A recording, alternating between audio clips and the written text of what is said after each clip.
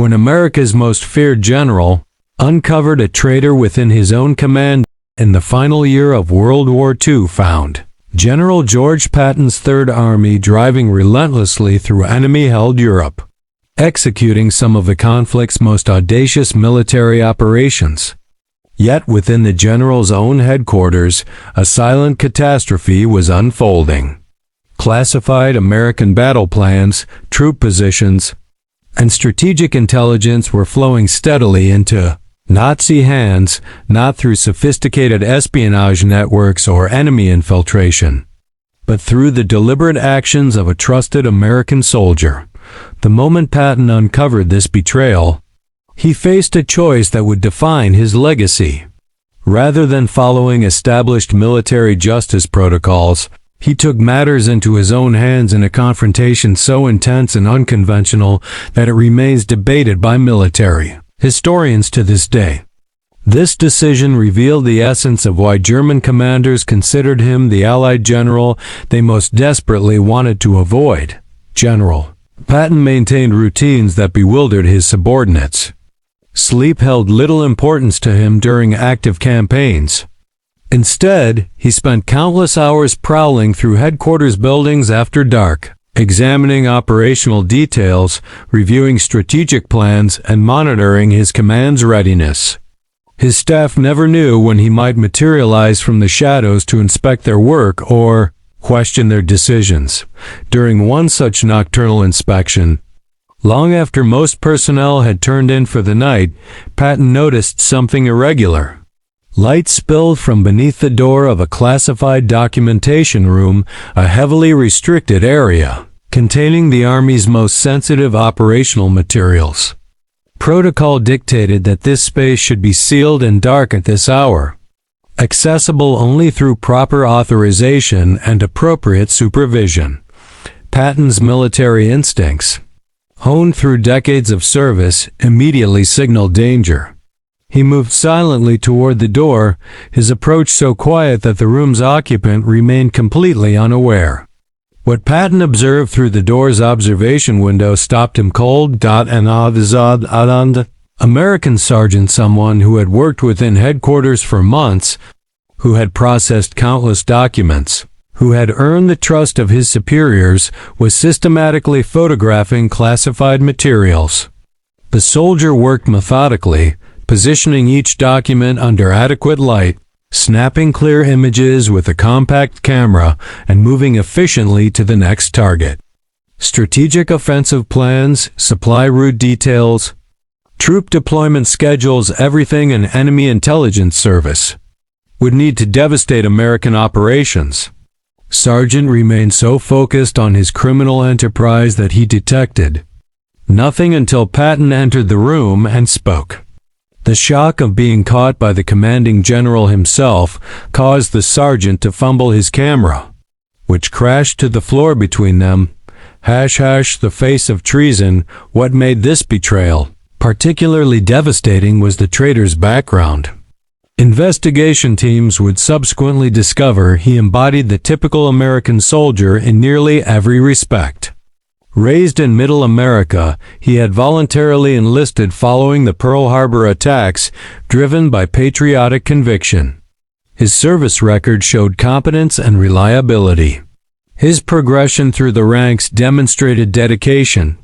Nothing in his history suggested divided loyalties or ideological sympathy with America's enemies.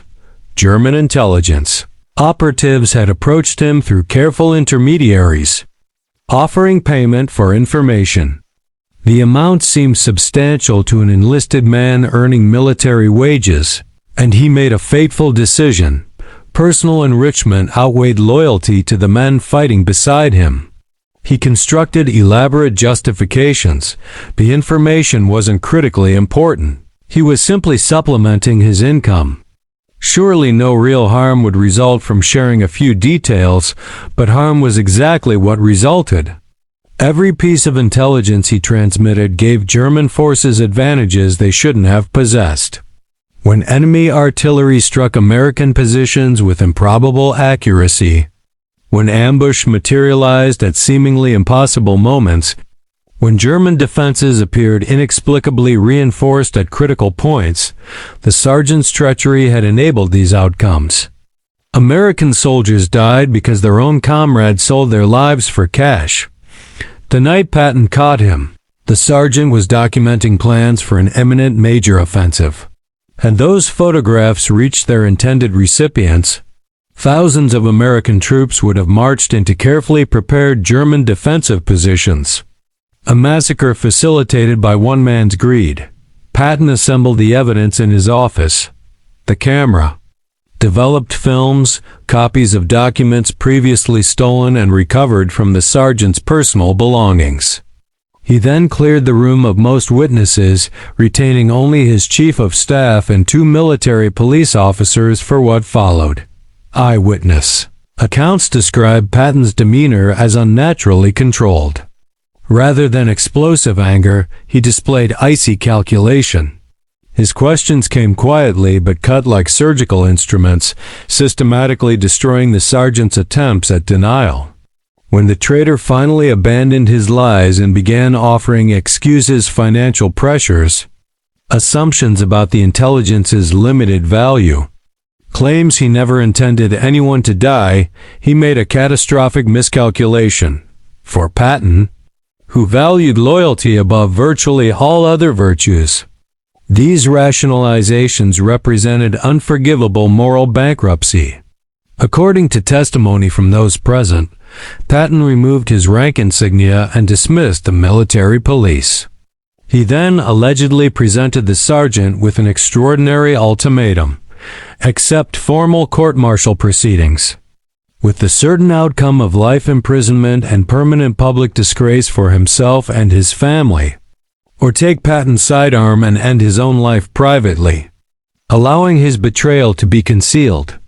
This offer violated every regulation governing military justice. It was unauthorized, illegal, and completely characteristic of Patton's personal honor code, which drew from traditions predating modern military bureaucracy. According to witnesses, the sergeant moved toward the weapon with shaking hands. Patton then reversed his offer, declaring the traitor unworthy of even a dishonorable death. Instead, he would face the full consequences of his crimes, imprisoned while every soldier knew the depth of his betrayal. Patton recalled the military police and ordered the sergeant taken into custody. During World War II, General Patton caught a trusted sergeant spying for Nazis and chose ruthless, controversial justice, proving why enemies feared his relentless leadership.